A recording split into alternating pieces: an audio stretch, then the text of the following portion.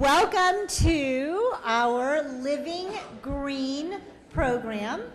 We are very, very excited to have so many movers and shakers in the building here tonight. And before I introduce Mrs. Brady, I just wanted to mention a few of the people that are here this evening with us to learn more about the precautionary principle, to learn about the bees, to hear what our kindergartners have to say, to learn about our garden, and all the wonderful things that are happening here at Temple Beth Shalom. First of all, Miss Kavita, our school's director. She's right back there. Thank you, Miss Kavita. And of course, Mitch Weiss, our executive director, is here. And Elliot Silverman is here. He is the vice president of fundraising, very supportive of our schools. And Donna Newman, our VP of education. The dynamic duo from Global Organic, Ronnie and Mitch Blumenthal, are here. Thank you for coming. I also wanted to let you know that Barbara Powell-Harris from the Orange Blossom Community Garden is here. She's a master gardener, and she's been wonderful in assisting us. And our very own Andrew Nune, who is our master gardener, as well as works at Jessica's Garden. And a beekeeper is here, and you're going to have all kinds of questions for him, I'm sure, Peter Burkhart. And one of our parents, Amy Meese, who is the general manager of Natural Resources. Amy Meese is here. Where are you, Amy? So we are very, very excited. And of course, our wonderful kindergarten students, they have really taken on this mission of protecting our planet. And it's all because of their amazing kindergarten teacher. We are blessed to have Shauna Brady as our teacher here.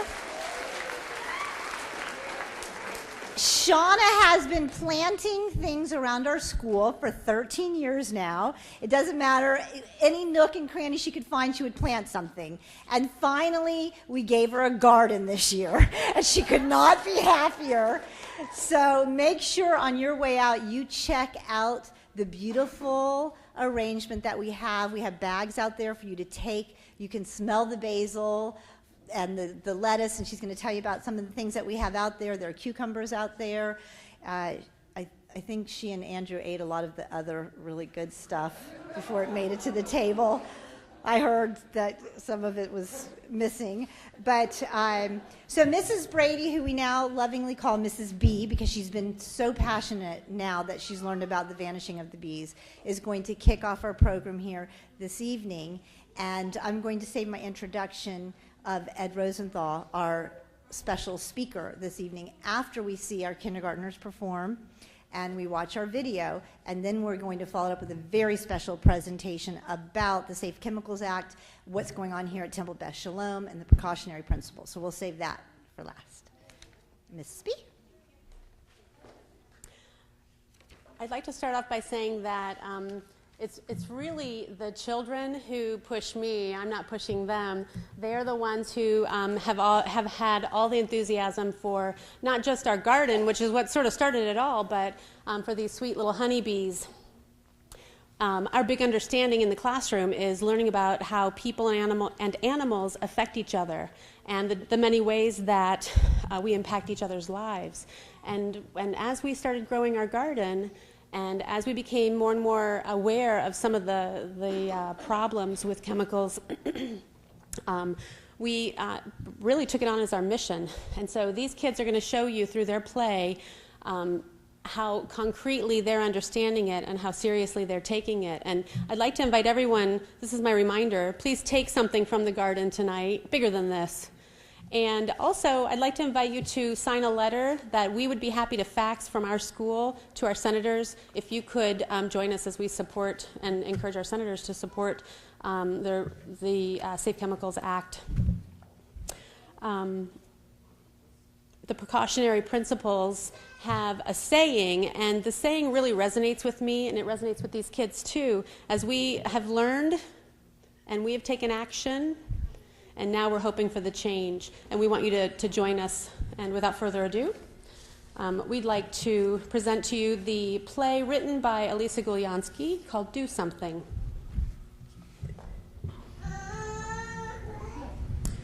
Once there was a boy named Bill. He had a twin sister named Sarah and a sweet little sister named Lila. At school, they watched a movie with their teacher about bees. They learned about the colony collapse disorder and how the bees are vanishing. When Bill and Sarah left school that day, they were very sad and very worried. They knew from working in their school garden that we need those bees for pollination. They really wanted to do something. They went home to tell their mom all about it. Mom, you won't believe this. There are these planes that farmers spill chemicals with.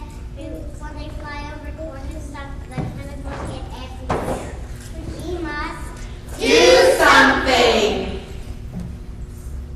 At school, we learned that chemicals like these are not just bad for the bees. They are bad for all people and animals, too.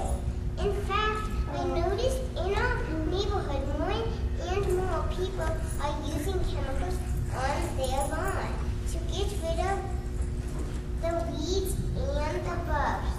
They put up signs to tell kids to keep off the grass. Lila chimed in.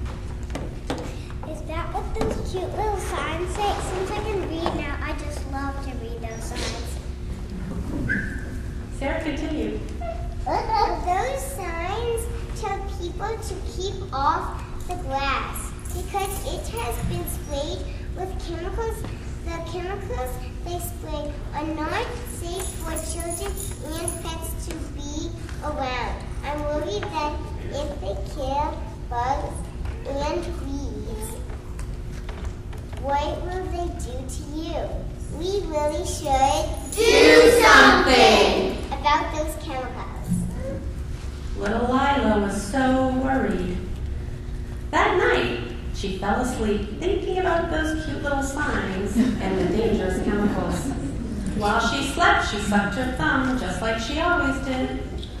In her dream, it was a beautiful sunny day. The dogs were barking and the frogs were hopping. I think I'll take a walk. She cut through her neighbor's yards just like she always did. Her puppy Wax followed close behind. As she was walking through Miss Miller's yard, she stopped and sat down to read one of those cute little signs. Keep off. Chemicals have been applied. Just then, a beekeeper came to Lila in her dream in order to tell her something. The bees are leaving the hive. We think it is because of pesticides.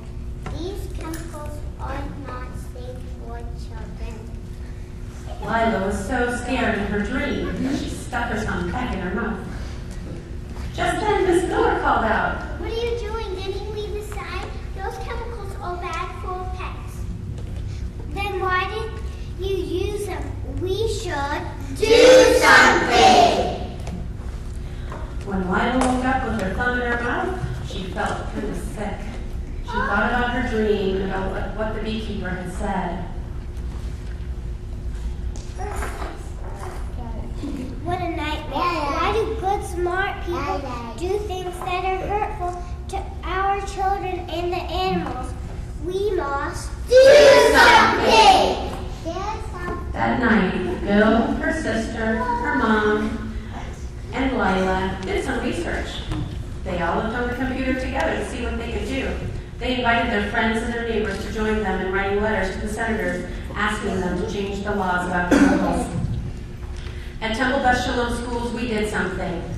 We wrote and faxed over 250 letters to 25 senators, and we're still writing. We'd like to ask everybody, please join us and do something.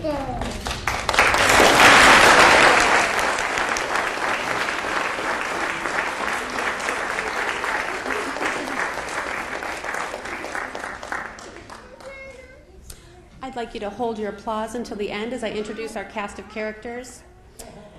Jacob was our Bill. Grace was Sarah, Bill's twin sister. Elisa was Bill's little sister, Lila. Jake was our beekeeper. Serafina was Miss Miller, the neighbor. Juliana was mom. Ethan held the cute little sign. Connor designed and folded the paper airplane. And Ari was our movie holder.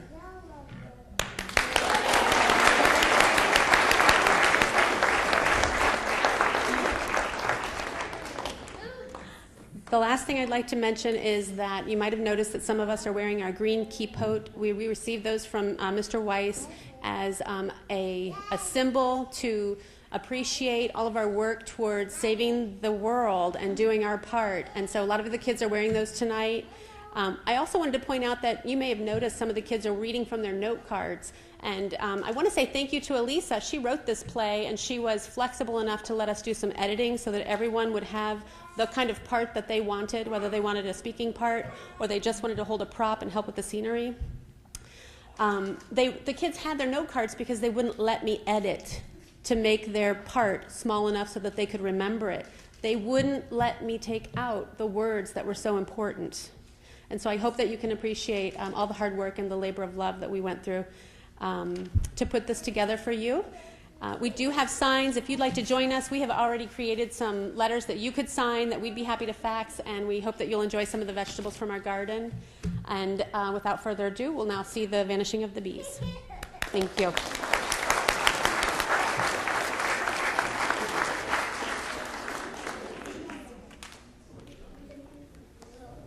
What a great educational program and institution this is that teaches its students to ask for a safer environment and to be concerned about the plight of the honeybees. You just have to hand it and applaud Temple Beth Shalom schools. This is an amazing program, don't you think? Please, let's hear it for them. So the message from the film Vanishing of the Bees is that there can be unintended consequences to the use of chemical pesticides that are not ever tested for sub-lethal dose, low dose. And what's happening to the bees, we have to be very concerned that there's no other unintended consequences to other species, including our own children. And that's why the precautionary principle matters. So on behalf of the Living Green Committee at Temple Beth Shalom, I would like to ask all of you to think about what you can do with the information we are presenting tonight. It's okay for us to tell you all the good things we're doing here, but the key is, what can you do with this information? How can you make changes? And how can you adapt to be more precautionary at home? So some of the highlights of the Temple Beth Shalom Living Green program. First, as Robin said, we passed the precautionary principle. Our board of directors adopted it. As a result, we implemented completely non-toxic chemical pesticide-free grounds maintenance. In nutrition, we promote the use of organic snacks, fruits, and vegetables. We have installed reverse osmosis filters throughout the entire campus, reducing plastic water bottle pollution. We have a full recycling program, reducing waste throughout the entire campus. We have a carbon dioxide, CO2 reduction program, where we install living green plants in each classroom to improve indoor air quality. We have a sustainable kibbutz garden, which is pesticide-free, which is used as a learning plan for students. And new programs planned for this year, a Remember Me organic tree orchard, which will be a memorial program for the opportunity to remember a loved one lost in the Holocaust, a child lost in the Holocaust, by planting an organic fruit-bearing tree in the memory of that child. And the school has an educational commitment to Tikkun Olam. For those of you who don't know what Tikkun Olam means, it's Old Hebrew, meaning to help to heal the world, repair the earth. And this educational commitment to Tikkun Olam has been taken to the heart by this school, as you can see, with this commitment to environmental sustainability and education. And the synagogue has joined the Green Faith National Certification Program. So that's what we've done here so far. There's a lot of work to do, but a lot to be very proud of. So the precautionary principle, the Safe Chemicals Act, pending, goes to the Senate floor in July. It's all about awareness. Awareness is what tonight's presentation is all about. Scientists all over the world are calling for awareness by publishing one peer-reviewed research article after another regarding the relationship of disease and exposure to chemicals used in the environment. And based on this science, there is legislation pending, which is called the Safe Chemicals Act. It's S847. Now, we may or may not get the Safe Chemicals Act passed. So again, the presentation tonight is to advance the scientific research for all of you, which stresses this need for awareness, that reducing exposure to chemicals in the environment is just a common sense, basic precautionary step. Tonight we'll review the published science of the President's Cancer Panel Report, which was published by the National Cancer Institute in 2010.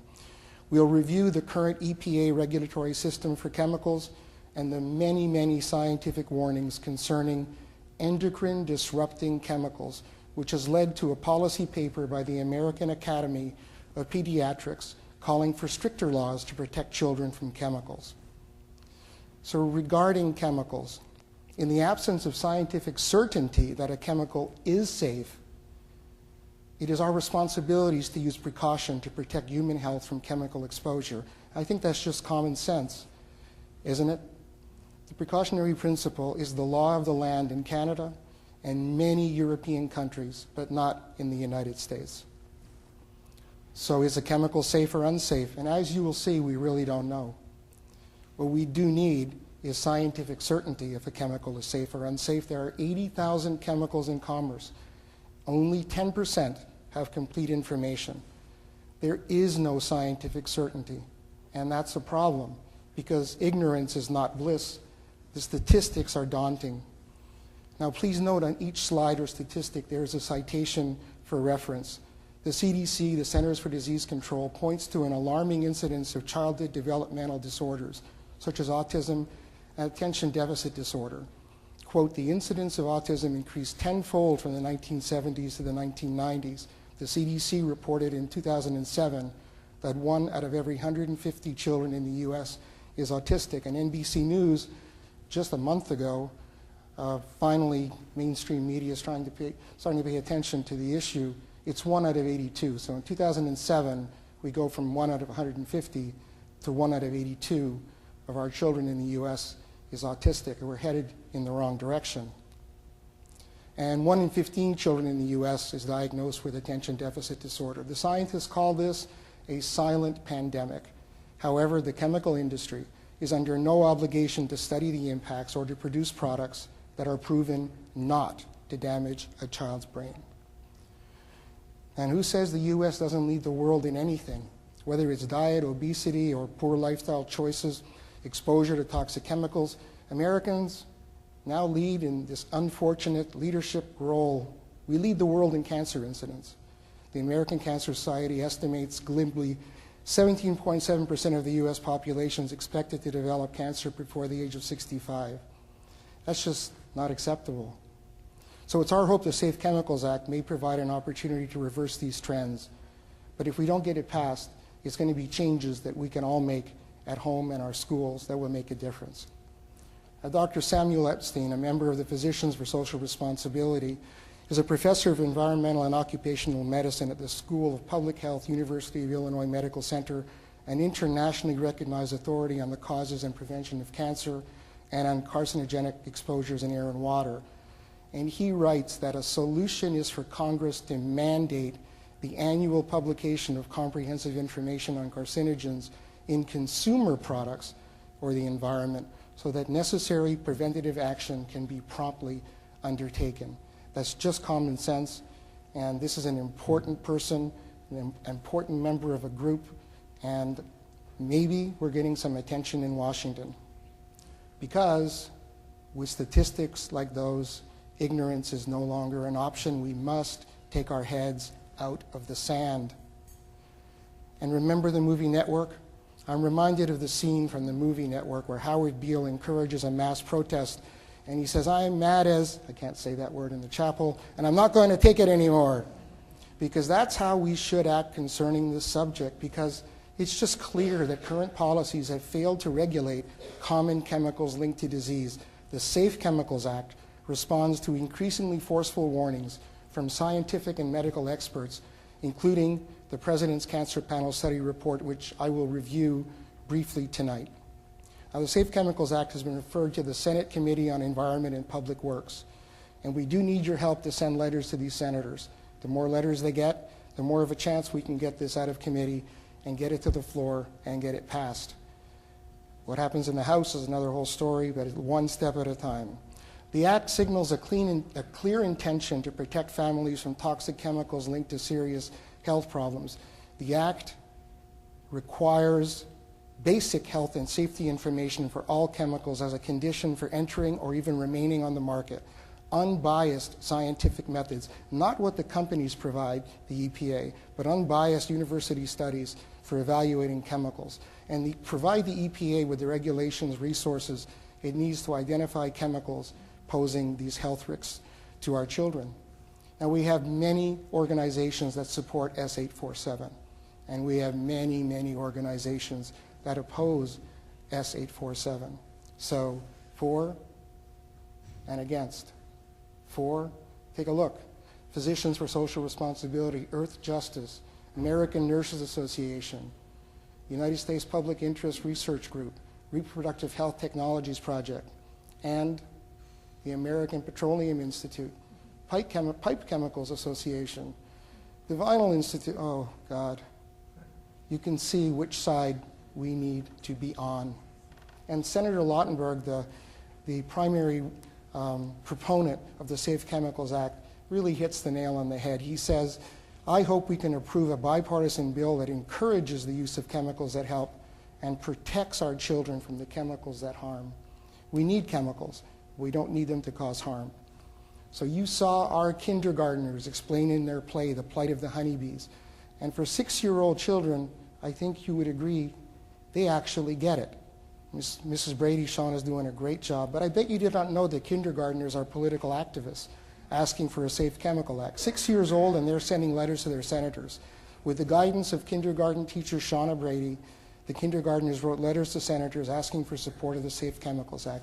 I don't know if you can read this, so I'm just going to take a moment to read it to you. Our entire Temple Beth Shalom campus has adopted the precautionary principle, and we are doing our part by asking one favor of you. Dear senators, please read our letters. We, the kindergartners, wrote them, and then helped the youngest students in our school put their handprint on our letters. These kindergartners are our modern-day pint-sized patriots. We hope you take notice.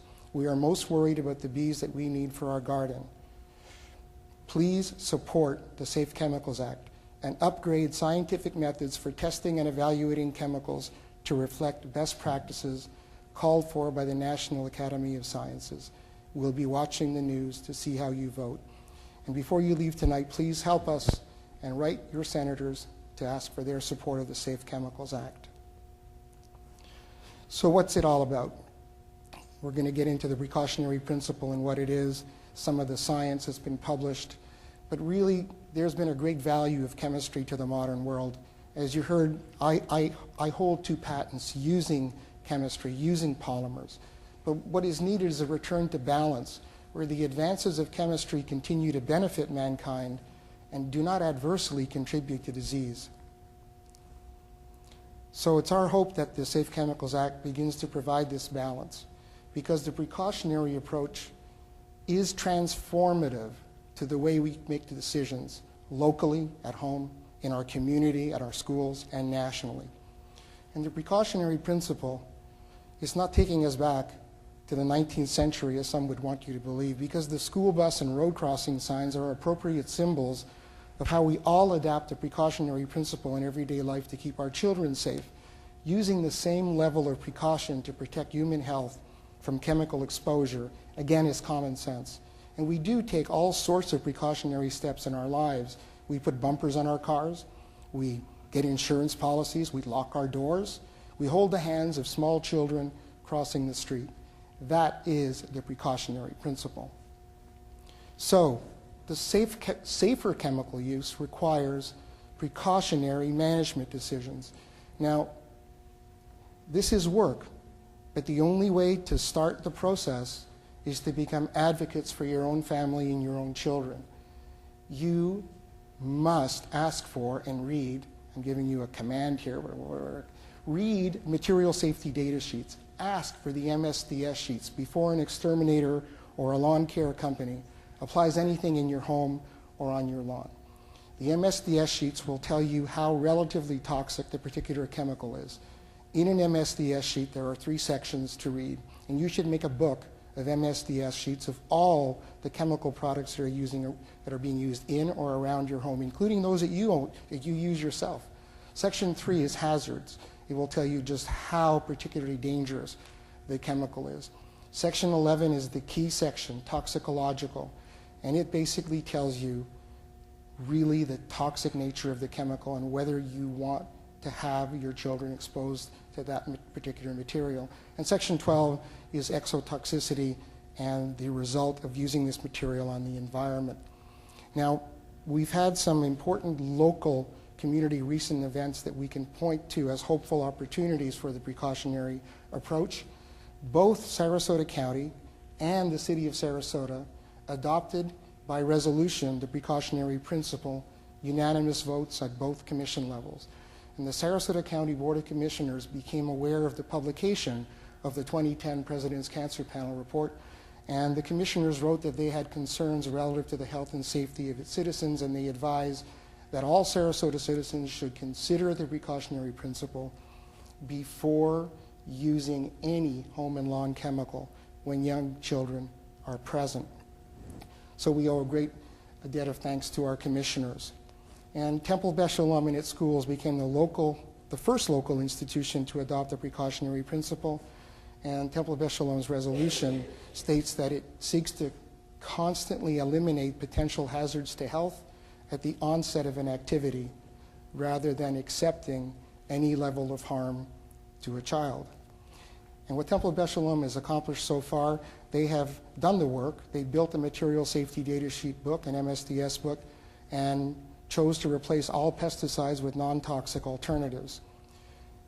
Temple Beth Shalom reduced distribution and use of plastic water bottle pollution by installing RO filters throughout the campus, reducing plastic water bottle pollution and cost. In the education, have you seen a little bit of it tonight? They have started the important process of teaching the merits of sustainability to the children. The teachers have built a pesticide-free, reduced impact, sustainable vegetable garden, planted, cared for, and harvested by students and teachers. The pesticide-free produce is planned to be used for school lunches and snacks, and overage will be donated to local food banks. Again, just congratulations to Temple Beth Shalom and its schools. We really need to acknowledge and thank these teachers. Now, on a national level, the United Synagogue of Conservative Judaism adopted the precautionary principle by resolution, asking that research regarding the potential of widely used toxic chemicals to cause harm to children be conducted.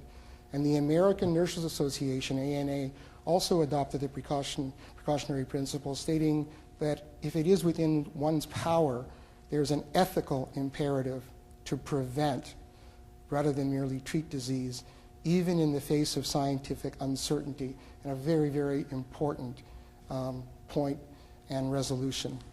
So where did this all start, and why did we form our group? The 2010 President's Cancer Panel report, published by the National Cancer Institute, it's one of the most important pieces of science that any of you can ever read. How many of you have read it? How many of you are aware of it? Okay. It's an important document for those of you who have families or are going to have families. Make a hard copy of this document and put it in a binder and keep it. You'll be able to refer to it when you go to visit your physicians and your pediatricians. But the study is meticulously written research, and it's entitled, these are scientists telling us, Reducing Environmental Cancer Risk. Scientists don't normally use words like that unless there's an intent that you can make a difference. They also say, in a great many cases, we know enough to act now.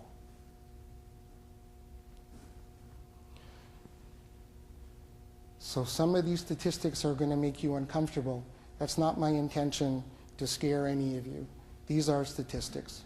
And the important thing is to move the statistics in the right direction.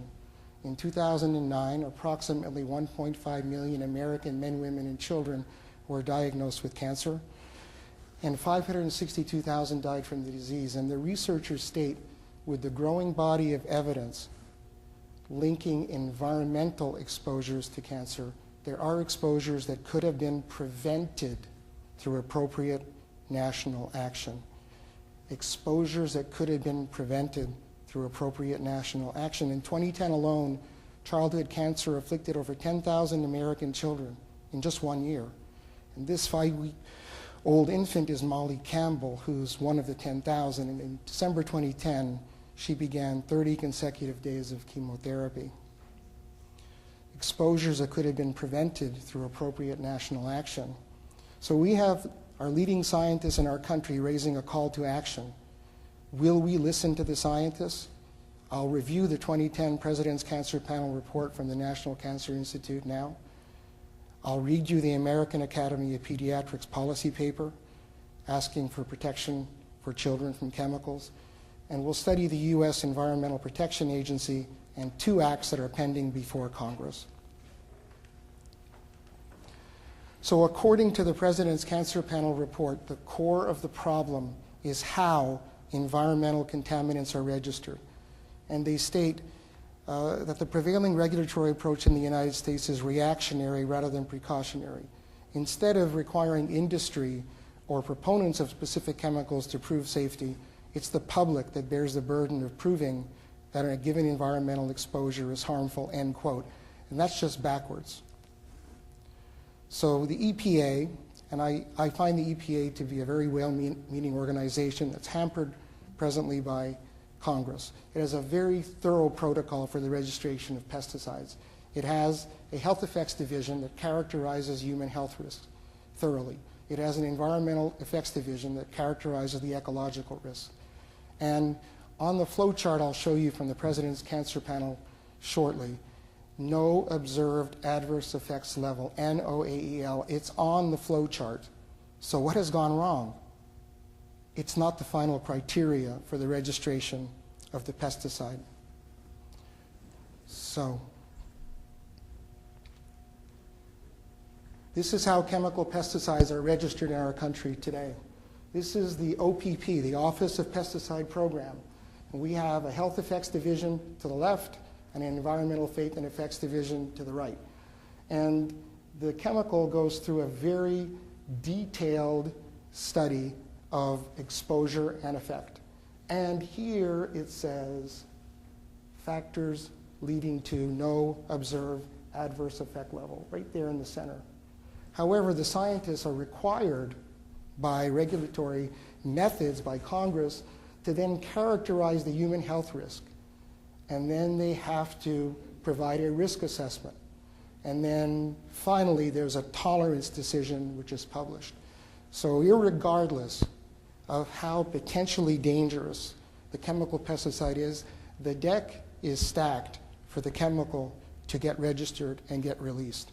Where if this was a precautionary system, the rule would be no observed adverse effects level, a check mark, the product is used, it's safe. But that's bypassed by the system. So what we end up with in our country is a false sense of security because we think if it's legal to buy, it must be safe to use. And unfortunately, that's just not the case. Since the no observed adverse effects level is bypassed, the risk assessment of chemicals is based upon the science of relative toxicity. Since all chemical pesticides are manufactured to kill insects, all pesticides have a relative toxicity, which is referred to as an LD50. It's a lethal dose. It's the amount of the actual chemical in milligrams per kilograms that kills 50% of the test animals, LD50. So the greater the amount of the pesticide which must be consumed by the lab animals to result in a 50% mortality, that's the least toxic. If it takes a lot to kill the 50%, it's not very toxic. Smaller the dose, which results in the death of the same 50% of the lab animals, that's the more toxic. That's what we've got. I'm in the chapel, honest to God. And it's all in the President's Cancer Panel study, so it's really a very valuable piece of document to read. And we have to change this. So certain things that we learned about with the vanishing of the bees is that the systemic pesticides that we have today they're non-selective, meaning that if they will affect the central nervous system of an insect systemically, they could easily affect other species. And that's what we're very, very worried about, because these chemicals are not being tested for any long-term detrimental effects, at least not on beneficial insects. But the more important issue is that relative toxicity is a flawed science because everybody's different. Women may be more sensitive to some chemical pesticide exposure than men, and children are surely more susceptible to chemical pesticide injury than adults. And in a policy paper, the American Academy of Pediatrics has called for stricter laws to protect children from chemicals, stating that it is a fact that children face unique hazards from pesticide exposure, and kids may be especially vulnerable to chemicals during important periods in development. Environmentally induced disease has been grossly underestimated, with children far more vulnerable.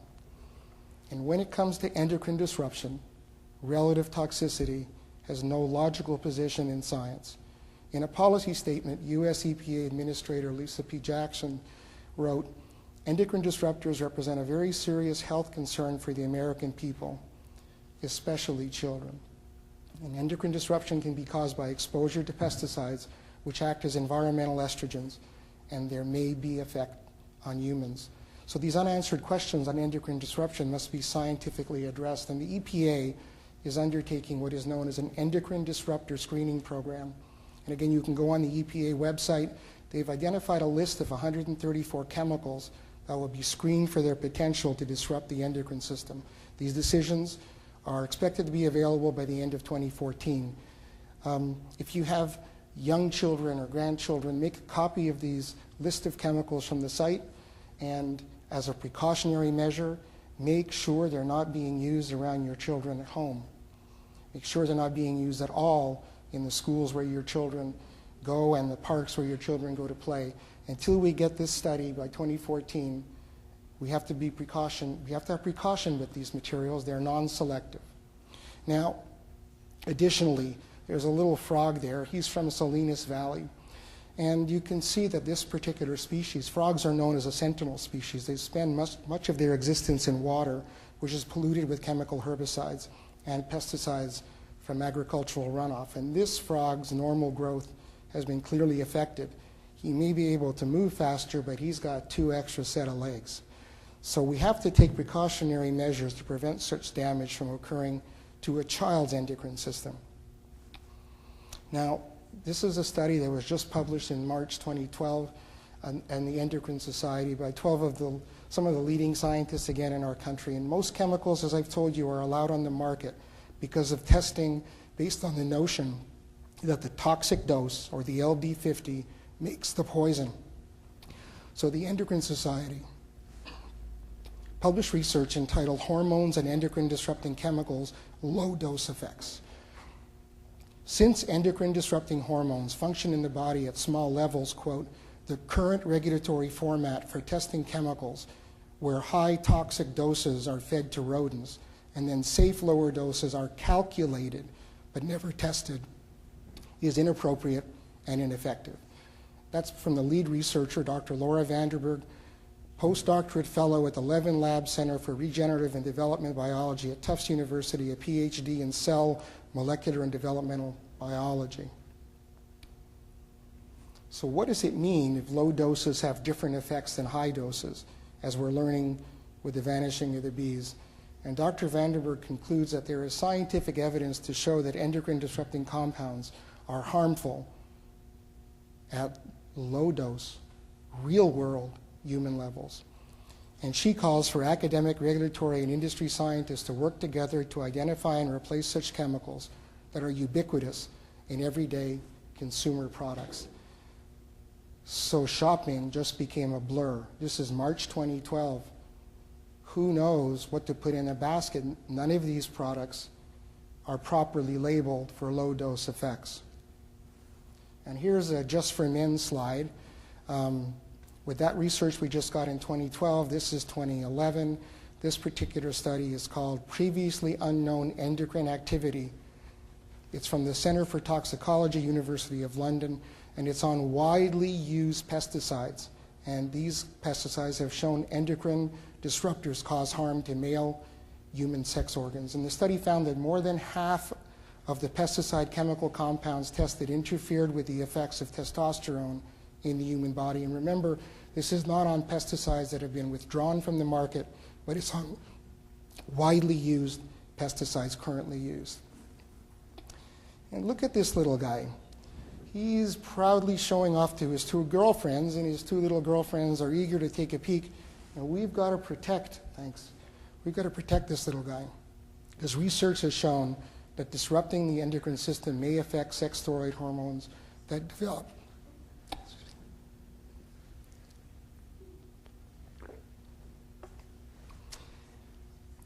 and maintain male sex characteristics. And by the way, any politician who ignores such scientific research and talks about eliminating the EPA is, in my opinion, not fit for public office.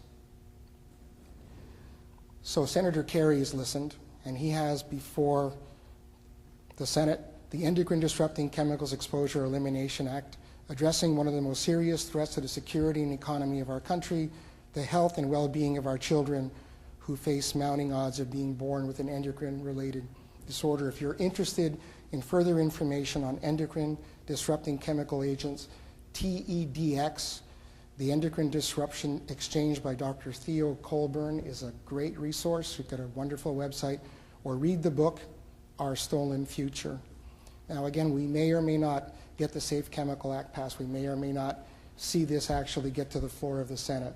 But what's important is that George Carlin quipped that we only have an illusion of choice in our lives, that we only get to choose between smoking and non-smoking, paper or plastic, aisle or window. But we get to disprove that, because when it comes to the chemicals used around children, you do have real choices and you do get to make them. So earlier I promised that I would suggest what you can do locally for community and nationally as part of what has become known as Learn, Act, Change in the Kids Safe Chemicals Act. And here's just some real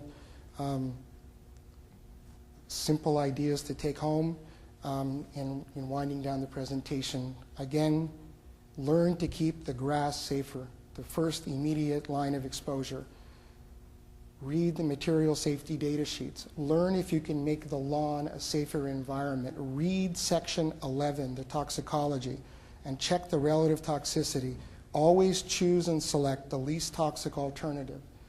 Act upon the research. Since we know that pesticides are non-selective, be concerned about pesticides which kill by interfering with an insect's central nervous system. They're non-selective. Be concerned with chemical pesticides that disrupt the insect's endocrine system. Those modes of action are on the MSDS sheet. Again, they're non-selective.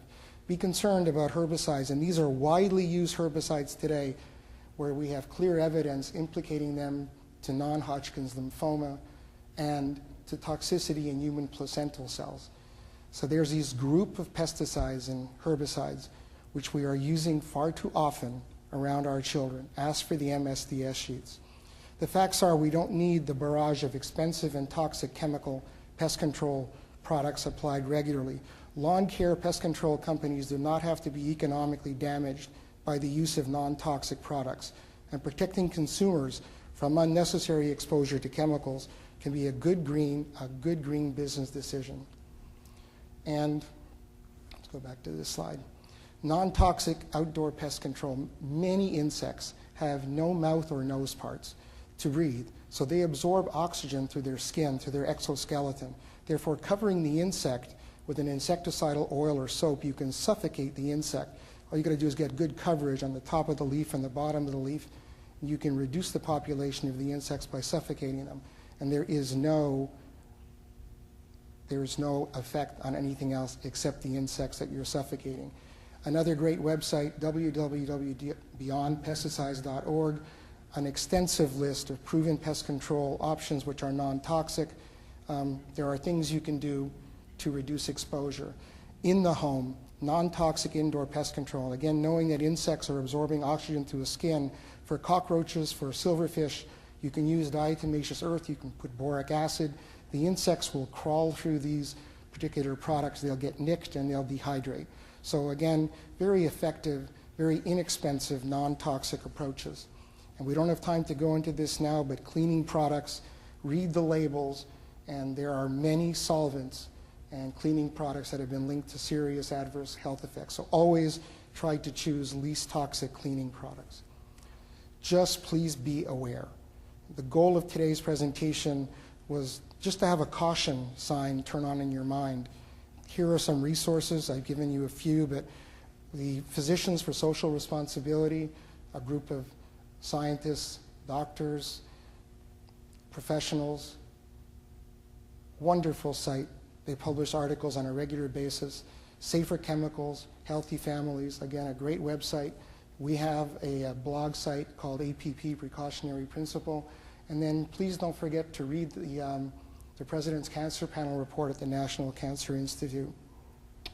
So recall that according to the scientists who produced the President's Cancer Panel report, in a great many instances, we know enough to act now. And that's why the precautionary principle matters. Thanks for your support of the Living Green program at Temple Beth Shalom. Thank you.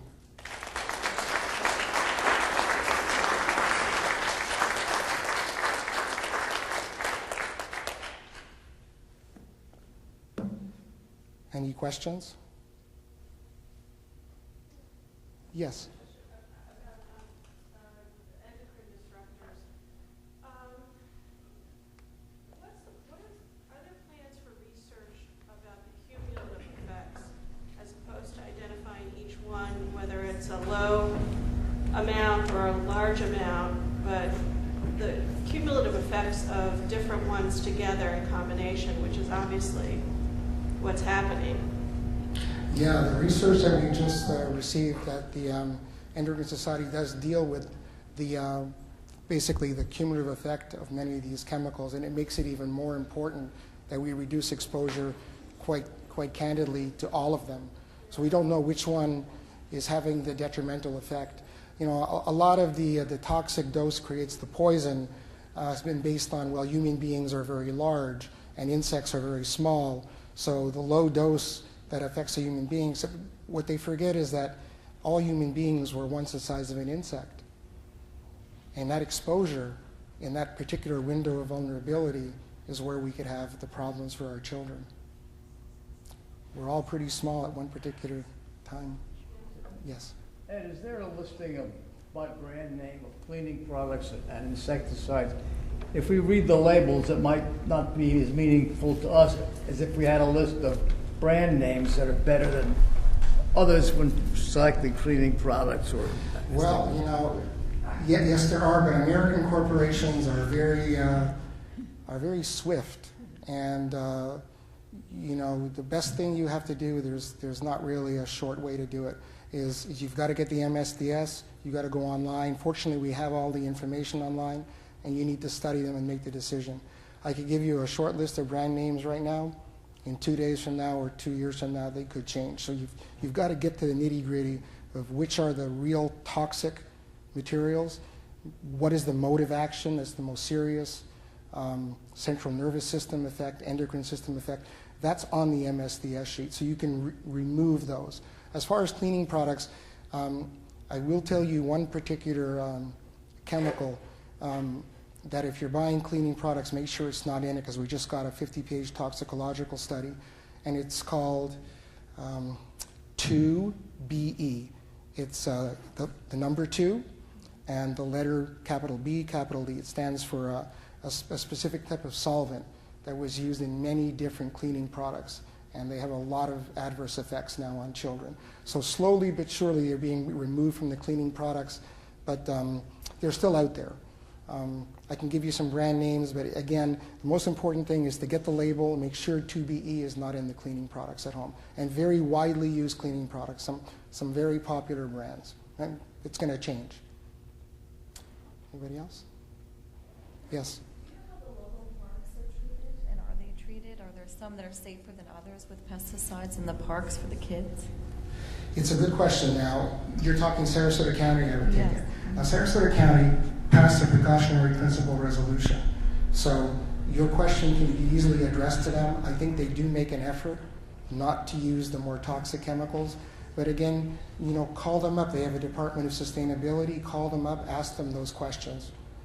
And I think you'll find them to be very well-meaning. The county is, our local county is, I think, very, very good. Anybody else? Yep. Hi, Sandy.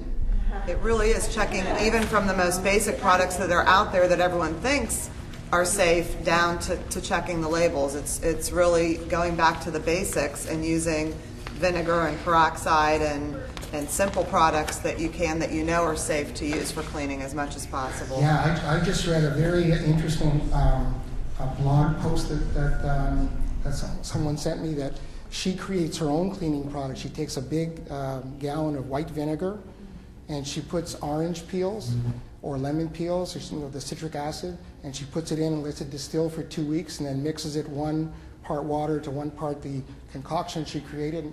She says it's and it's acid. Acid kills bacteria, kills scum. So there are ways you can build your own cleaning products which you know are non-toxic at home. That's a very good point. Anybody else? Okay. Thank you very much. Thank you. Thanks everyone for attending tonight's program. If you're a member of Temple Beth Shalom and you would like to be part of our Go Green initiative, please come see me and I'll get you on the committee. Also, before you leave tonight, help yourself to our produce from our sustainable garden. And we're doing everything here at Temple Beth Shalom to have a safe environment for our children and for our customers. So again, have a great evening and thanks for coming.